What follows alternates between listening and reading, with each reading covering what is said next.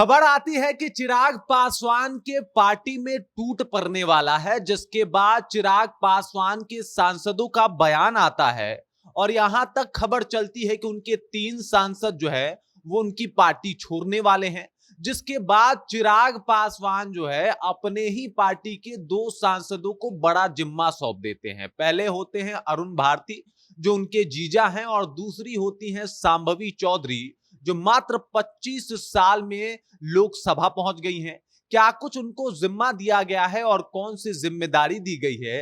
इसके अलावा पार्टी टूटने के खबर पे चिराग पासवान से लेके उनके सांसद क्या कहते हैं, पूरी जानकारी मैं आपको बताऊंगा। लेकिन उससे पहले मेरा परिचय जान लीजिए। मेरा नाम है रजत और आप देख रहे हैं जनता जंक्शन। खबर अचानक से मीडिया में ये तेज हो जाता है कि चिराग पासवान की पार्टी टूटने वाली है, उनके 3 सांसद उनका साथ छोड़ सकते हैं। संभावित नाम भी जो है वो बता दिए जाते हैं और अलग अलग तूक भी दिए जाते हैं कि भाई इस वजह से ये लोग पार्टी छोड़ सकते हैं, जिसमें शांभवी चौधरी का भी नाम होता है।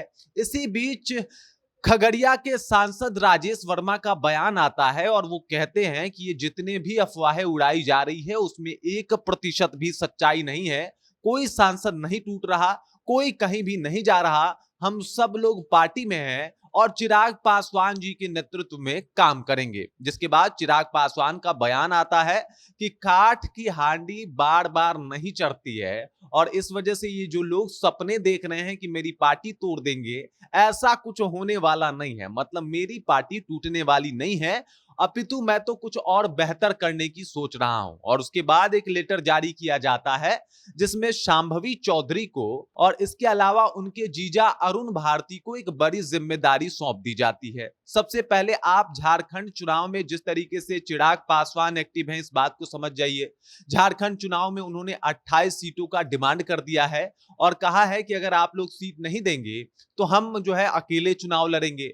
उसके बाद अब जो है उन्होंने बड़ी जो जिम्मेदारी सौंपी है वो उत्तर प्रदेश के लिए सौंप दी है। मतलब शांभवी चौधरी और अरुण भारती को बड़ी जो जिम्मेदारी दी गई है वो उत्तर प्रदेश के लिए दी गई है और उत्तर प्रदेश का प्रभारी जो है अपने पार्टी का नियुक्त कर दिया है उन्होंने अरुण भारती को। और वहीं अगर बात किया जाए तो उप प्रभारी जो है वो शांभवी चौधरी को बना दिया गया है और इन दोनों सांसदों को बड़ी जिम्मेदारी सौंप दी गई है।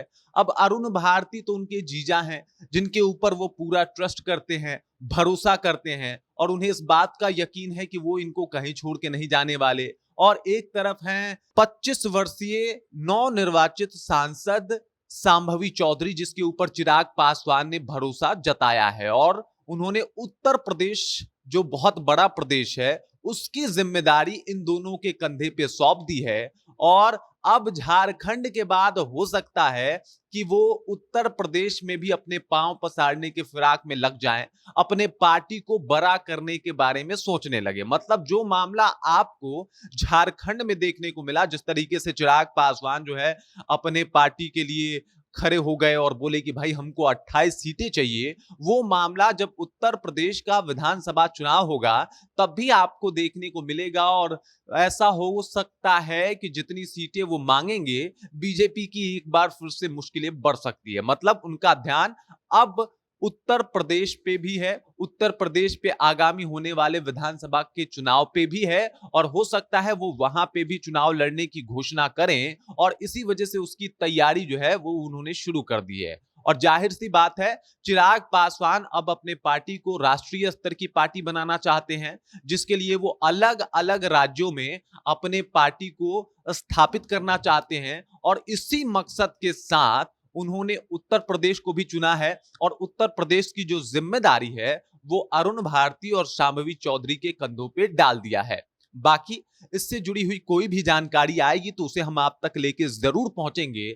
आप क्या सोचते हैं, चिराग पासवान जिस तरीके से अभी एक तरीके से उनकी बढ़ती हुई महत्वाकांक्षा जब उत्तर प्रदेश तक पहुंच गई है तो इसके ऊपर बीजेपी का क्या रिएक्शन होगा? और शांभवी चौधरी और अरुण भारती को जो ये बड़ी जिम्मेदारी दी गई है इसके पीछे का कारण क्या है? अगर आप कुछ भी बताना या कहना चाहते हैं तो कृपया कमेंट कीजिए और अपना विचार हम तक पहुंचा दीजिए। बाकी आप देख रहे हैं जनता जंक्शन और मेरा नाम रजत है।